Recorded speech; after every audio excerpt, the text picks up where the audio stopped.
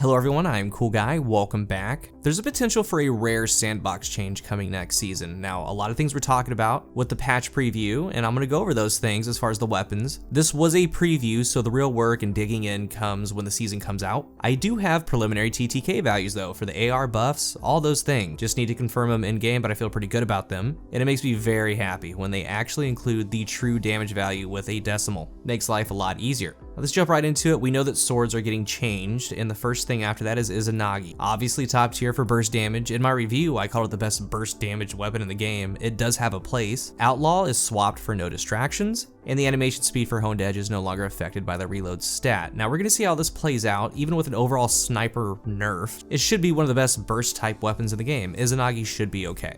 Now to sniper rifles overall, reverting back to pre-shadow keep damage numbers for major enemies and above, taking away 20%, so we're back to where we were. Adaptive frames like Beloved had their precision multiplier reduced from 3.25 to 2.95.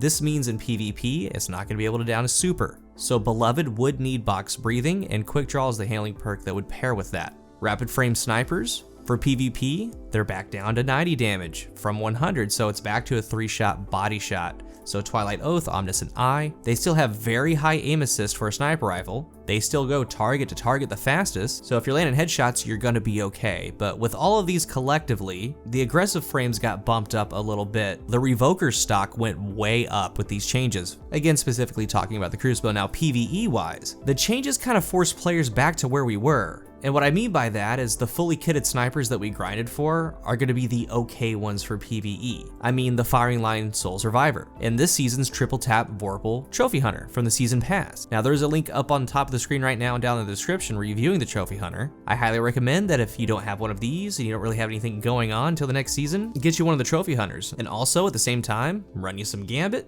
do some Reckoning for that Soul Survivor. You'll be looking for 4 times a charm, extended mag with firing line. Now triple tap obviously also works, but at least get that triple tap Vorpal weapon with the extended mag. That should be super easy to get. And these changes, it kind of brings Whisper and Darcy back into the mix. We're gonna see. Onto grenade launchers. Aggressive frame launchers are now rapid fire frames. Rapid frames had damage reduced to account for their fire rate. They also have increased reserves. Damage to major enemies and above by a power weapon grenade launcher is reduced by 10%. That isn't too bad. Wendigo should still be pretty good. Spike should be pretty good. And when I say good, I mean definitely not terrible. It's one of those things where we're just gonna have to see how it all plays out. I mean, with those frames changing, I think everything should be okay. We have Lord of Wolves. Release the Wolves now significantly reduces this weapon's accuracy while active. They say you need to be at extreme close ranges against large targets for everything to hit, so that should kind of mellow things out on PC Crucible with this change. Then we have Last Word. Okay, the Last Word. On paper, it looks to be in some serious trouble, like gutted.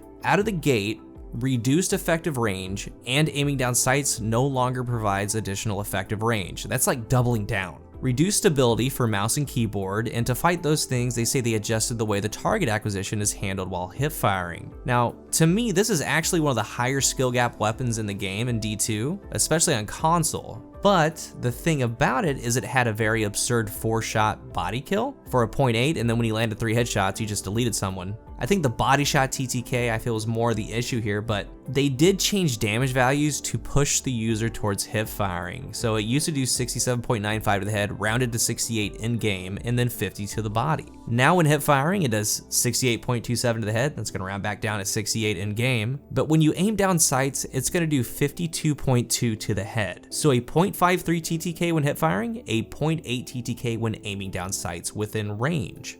The body shot damage used to be 50, now it's 38 across the board in hip fire or aiming down sights. With Last Word, 5 body shots will do 190 damage. That's gonna down lower resilience, so it's gonna take 6 body shots for 228. So on the screen I have those. The hip fire 3 crit is 0.53. When you're aiming down sights, it could be a 3 crit 1 body. That's 194.6, that's a 0.8 TTK. That's gonna down a lot of people. But if they're higher resilience, like the highest, it's gonna be 4 criticals. That's 208 damage. The body shot TTK, now that it does 38 damage, 5 bullets is 190 damage for 1.06. That's for low resilience. Most of the time, it's gonna take 6 body shots. That's a 1.33 body TTK. So depending on the range that this got nerfed, because it already didn't have that much range to begin with, and we don't have it in our hands, this is just on paper, but looking at the TTKs and everything, the more and more a sidearm like Lonesome looks more appealing, or Buzzard, or Drang, or a 3 burst. Absolutely wild changes to last word. Shotguns, if you haven't noticed, I rarely cover shotguns. The reason being is the RNG pellet spread. It's really hard to judge a max kill range because of that RNG. Even if you think you have a max kill range, we then start talking about an actual gunfight where there's pellet spread. You're moving, they're jumping, you're sliding, there's level changes. All that's going on. Meanwhile, you're shooting an RNG pellet spread. There's like no such thing as a consistent one-hit kill range. It's incredibly hard to judge. It either hits or it doesn't. That's where I've always been with shotguns. Now slugs, those are easy. That's tangible. But with these changes coming up, shotguns are getting somewhat of a reset. There was an issue with aim assist dragging the magnetism, the pellets, to the critical spot when you're aiming center body mass. It made them very inconsistent, and it actually made you miss shots and miss kills that you should have had, so they changed that. Target acquisition for non-slug shotguns has been adjusted to no longer account for precision locations. Cone angle is now adjusted on per sub archetype basis and no longer adjusted by the range stat, so that's a big one. That could be huge for some archetypes, that could really hurt some of them. It really depends on what they do with the cone. We know nothing until we start testing each shotgun and see what it's doing. And then we have aiming down sights no longer adjusts effective range for this weapon archetype. So it's super tough to even talk about them because it's, to me, like a brand new shotgun game. I think handling looks very important now. Quick draw, we're just gonna have to see. Fusion rifles, and here we go. They had the same deal. The projectiles were trying to track towards the head. They fixed that, but there are three big things. Number one, damage fall off can now floor at 0.5x, was previously 0.75. Effective range and the impact of the optic stat for this weapon's archetype has been reduced across the board. That's two of them, and a quick thought, I went over this in a video not too long ago, and I felt the main issue was the floor, the zoom magnification, and then the third thing, backup plan, like all of those got hit. Those first two things combined were able to land very, very long shots, so it's gonna depend on where the floor starts, but we need to see how fast it gets there, and the projectile numbers right before it, if that makes sense. Like that new adjusted effective range. And just to be clear, this is still a very consistent fusion rifle frame, the high impacts, because it does good damage per projectile, so it's gonna act the same within effective range, but they stop the ranged kills, those 40, 50 meters, they just won't happen. And I think it's gonna be about 28 or 32. Again, I don't know. Firmly planted is still a good perk for it, because you can't deny what it does to the cone as far as your accuracy, so it's gonna be super good for consistency. Things like high impact reserves can be looked at, kill clip can be looked at, tap the trigger enters the chat, and so on. And not to mention the archetype right below it should rise. Main ingredient, Epicurean. It's gonna be really exciting to get into. And with backup plan, they made it to where it shoots the same damage. It pretty much turns into a rapid fire frame fusion, and that's fine for me, and it should be for you as well. That's more than capable than shutting down a shotgun rusher. The last one, auto rifles, and they say AR's got small tweaks, and after looking at it, some of it's actually really good. A lot of it's ease of use. They should do this for more archetypes, hint 140 and 110 hand cannons, or lightweight pulse rifles. But first up, high impacts. DMG came out and said that that was an error. It's gonna stay the same as they are now, and actually right now, age-old Bond, Halfdan, they're doing really, really good. Next, we have the precision frames. The crit goes from 25.5 to 27.2, and the body damage is 17. In-game now, currently, it shows up as 26 critical and 18 body. And here's a little nerdy section for you. This is a good buff for these. A while ago, I made a video about the Braytech. In the title and in the thumbnail, I said there's a damage bug, but I really talked about it having a rounding error. And now that I see it, it makes sense, I'll walk through it. It's because of that 25.5 and the 17. Again, currently in game, it shows 26 and 18, so if it shows 26 and 18, it should have cleared at least a 6 crit and 2 body, period, because that's 192 damage. But when you did 6 crit and 2 body, it couldn't even down 0 resilience. Well, that's because the actual true damage was doing 187 with 6 crit and 2 body. The 25.5 made you land 8 straight criticals, or a 7 and a 1. It was very unforgiving. Now with everything bumped up, it's actually doing the 6 crit and 2 body for a 0.93, so it's more relaxed. These things are lasers, so that should be really good. Kill clip on them would be a 0.66 TTK, and that's 5 crits and 1 body. And I'll confirm all this later, but small note, I do question the 17 because currently that 17 rounds straight to 18. There must be a fraction or something, so if the damage is 18 to the body come this patch, then there is a possibility for a 5 crit and 3 body for low resilience. So that number being a 17 or an 18 is kind of huge for it.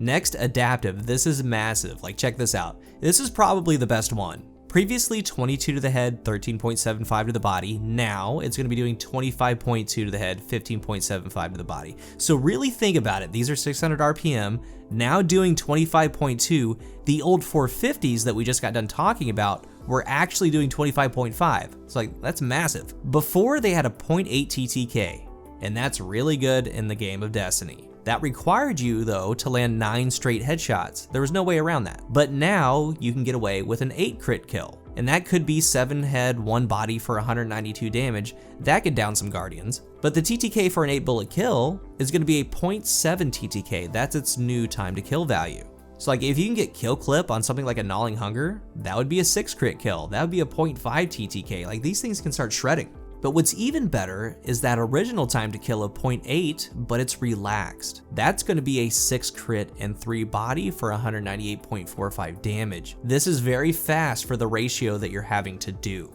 I really can't wait to try the 600s. Like Suros with Spinning Up comes to mind, Hard Light, Monte Carlo, the Gnawing Hunger, Arc Logic, like there's so many.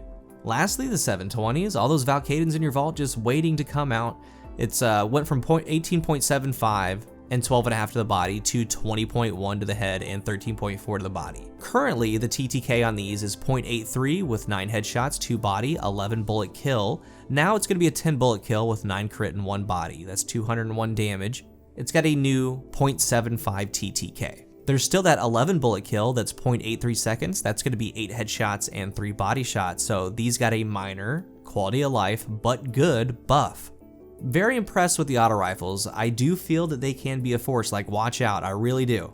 With the past nerf to hand cannons and pulses as far as the range, they were kind of inserting themselves right in there. We don't know if any buffs or nerfs are coming to those. There's still more that we need to find out, but there is a small chance that these 100% could just insert themselves right into the meta. Not to mention, they have talked about changing supers, abilities, exotics. There's more to come for the sandbox changes. I think it's all exciting. Like I said, it's kind of a rare occasion where the sandbox could actually change how we play the game. Currently, I would be looking for 600 ARs, those sniper rifles that we talked about. If you don't have any or looking for something to do, that's where I'd spend my time. If you're new here, remember to hit the subscribe button, and if you are subscribed, you rock. But let's talk about this down below. What do you like about all this? What do you not like? Thank you for watching, and until the next one, I am CoolGuy.